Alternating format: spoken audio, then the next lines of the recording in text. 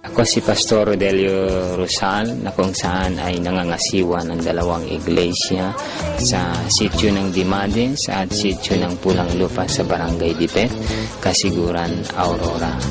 Ako ay nagpapasalamat sa Panginoon sa kanyang ginawa sa aking buhay dahil kung aking lilingunin ang mga nakaraan ay masasabi kong hindi ako karapat-dapat. Subalit, nakita ko yung kapangyarihan at pagkilos ng Diyos sa aking buhay nang ako ay kanyang baguhin at tawagin sa isang buhay na paglilingkod sa kanya. Dati po ako ay isang rebelde sa aking mga magulang at maagang nalulong sa mga bisyo dahil sa barkada. Subalit, nang ako po ay mapadako sa isang lugar na kung saan doon ako ay nakapangasawa, nagkaroon ng anak sa mahabang panahon na lumipas, ay nakilala ko ang isang pastor na kung saan siyang ginamit ng Panginoon upang ako ay makakilala sa Panginoon. At higit sa lahat ay matrain, mahubog upang maging lingkod niya. Maraming mga bagay na kung saan ay aking naranasan na sa aking paglilingkod. At noong una ay hindi ko lubos maisip na ako ay magiging isang pastor. Ako ay nagkaroon ng kaugnayan sa isang kumpanya na Prudential Life upang dito ako mag-focus at mawala yung matakasan ko yung tawag ng Panginoon. Subalit sa ganong sitwasyon ay nanaig yung nais ng Diyos, hindi ang aking kalooban. At marami pang mga pagsubok ang dumating na kung saan nga po ang siyang naging dahilan upang ako ay magpasya na lubusang magtalaga ng buhay sa Panginoon upang maglingkod sa Kanya. Bilang pastor ng Good News Christian Church sa ilalim ng pamunuan ng Asia Evangelistic Fellowship Philippines, ngayon po ang aking personal source of income ay katulad po ng pag-aalaga po ng mga hayop tulad po ng baboy, ng kambing, ng bibi, ng manok, at ganoon din ang pagtatanim ng iba't ibang mga prutas at mga halaman na kung saan ay nakakatulong upang matugunan yung aming pangangailangan. Sa ngayon po ang iglesia dito sa Pulang Lupa ay masigla at lumalago,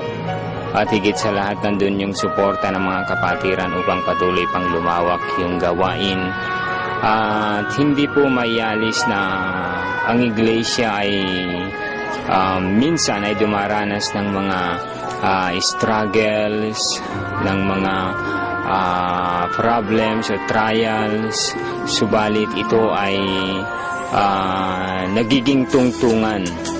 upang patuloy na magkaisa at sumulong ang gawain ng Panginoon. Sa mga nakalipas na araw ay nagdaos kami ng pagbabautismo at meron pong 7 katao na kung saan kinabibilangan ng lalaki at babae ang sumunod sa bautismo dahil kanila pong ipinahayag yung kanilang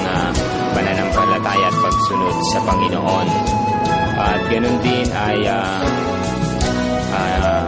nagdaraos ang iglesia dito sa Pulang Lupa ng 3 taong anibersaryo, at nandoon po yung pakikiisa at kooperasyon ng mga kapatiran upang maipakita na ang gawain sa dakopong ito ay sumusulong at higit sa lahat ay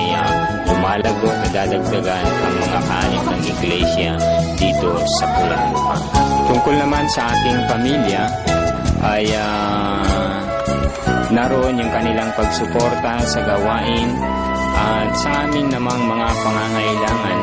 ay naroon at nakikita ko yung kamay ng Diyos umabot sa pamamagitan ng iba't ibang individual upang abutin yung aming mga pangangailangan. At higit sa lahat, maging yung pag-aaral ng mga bata ay natutugunan, at ganoon din sa nalalapit na panganganak ng ating may bahay, ay naroon po at kami patuloy na umaasa sa biyaya ng Panginoon na ang lahat ng ito ay tutugunin ng Panginoon. Sa ngayon ay kami ay nagpaplano na mag-disciple ng maraming mga kabataan at mga magulang upang sila ay magamit sa paghayo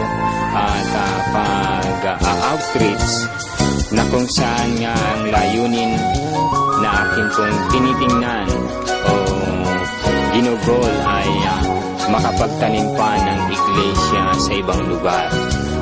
at maabot ang mga tao na kung saan ay wala pa sa Panginoon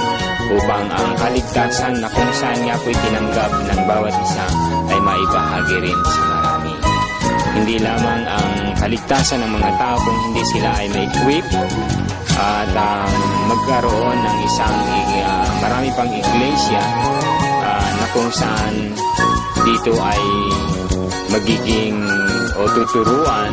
na maging disipulo ng ating Panginoon.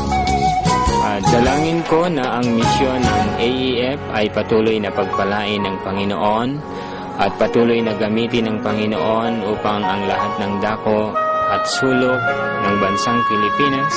maging sa ibayong dagat ay makapagtanim ng iglesia at train ng mga manggagawa at ganun din ay patuloy pa na ang mga tao na sumuporta sa misyon ng AEF upang maipagpatuloy ang kanyang magandang layunin para sa kapurihan ng ating Panginoon.